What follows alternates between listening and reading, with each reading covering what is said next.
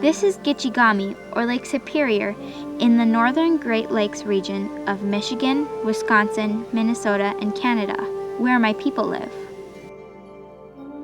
My people are called the Anishinaabe, or the Ojibwe tribe, but in English we are often called the Chippewa Indians. Have you ever heard of the Chippewa or any other Indian tribes?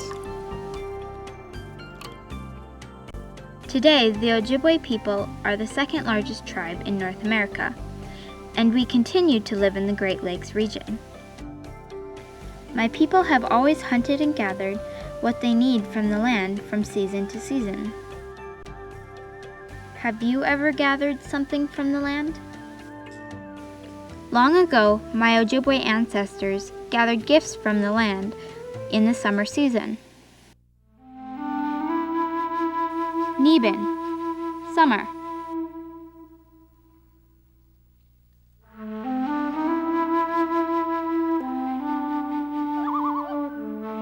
They traveled to their summer village near the birch trees and near the lakes. They went by boats called canoes that they made from the bark of birch trees. They paddled the canoes quickly along the river waterways and carried their possessions with them. The birch bark canoes were light and strong. Have you ever paddled a canoe? This was the summer village. Their round houses, called wigwams, were also made from the bark of birch trees.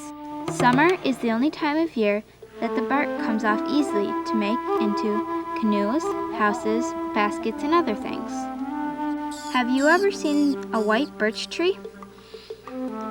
The white outer bark is like the skin of the tree.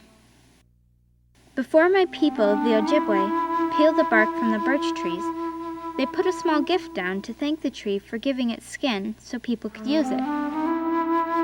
The birch tree was called the Tree of Life by the Ojibwe because of the many gifts this tree gave to the people to use. To peel the bark in the summer, they had to cut along the tree through the outer layer of white bark with a stone knife. Then, they gently peeled the outer layer of white bark from the tree. It slipped off easily as a flat sheet. Underneath was the brown inner bark. Don't worry, the tree wasn't hurt when they carefully peeled only the white outer bark in the summer. The children learned from the adults and helped to peel the bark. They practiced the right way to peel the birch bark so they wouldn't harm the tree. The bark was very beautiful and a useful gift from the birch tree. It was strong, waterproof, and lightweight. It could easily be made into many different things. The Ojibwe made an interesting work of art from the birch bark. A sheet of birch bark was peeled into layers as thin as tissue paper. This thin layer of bark was folded carefully. Then they made bites with their teeth in the folded birch bark, creating a unique design. It tasted a lot like paper. When the bark was unfolded and held in the light, you could see the beautiful design. This was a tradition in the summer. This was done for fun or as a pattern for beadwork. Does the design look anything like a paper snowflake? They also made baskets from the strong sheets of birch bark. Holes were made in the bark for sewing with a sharp stone point. Roots were split to make cord for sewing the birch bark baskets. Girls learned from their mother, aunt, or grandmother how to make birch bark baskets. Everyone had to help in the summer work, even the children. The Ojibwe stored a lot of their food in these baskets. What do you store your food in? Summer was also the time of year they got together for fun because it was easy to travel in this season. My people, the Ojibwe, met other people in the summer and traded any extra birch bark they had for things that they needed.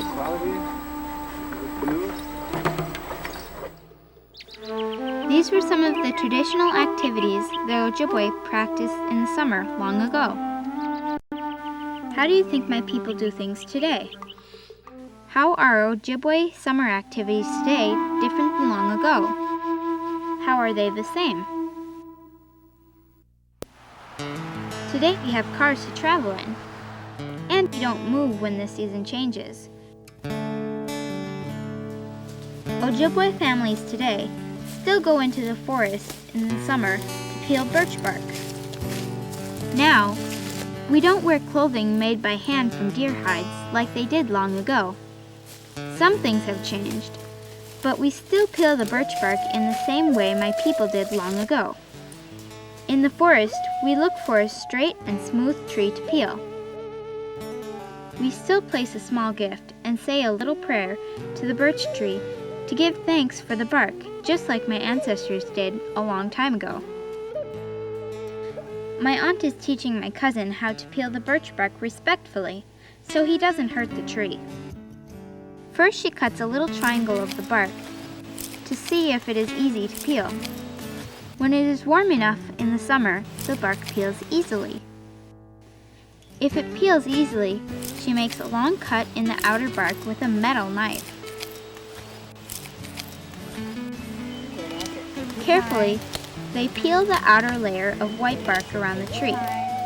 The inner layer of the bark is brown and smooth like leather. It feels cool and wet. It slides off in a big sheet. My aunt peels only the outer white bark because it will not harm the tree. Children must always go with an experienced adult to peel bark from any tree today. There are fewer birch trees today than long ago. We must be very respectful of the birch trees, only gather what we need, and use all of it. Later, my aunt cuts the bark into the shape of a basket that she wants to make. She splits the roots to use for sewing the basket, like my ancestors did long ago. She puts holes in the bark for sewing with a metal tool called an awl. Have you ever made a basket?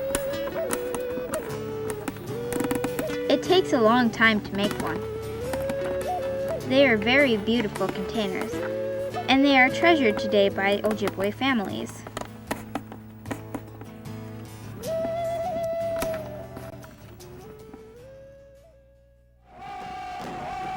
Now we come together to dance, while men drum at what we call a powwow.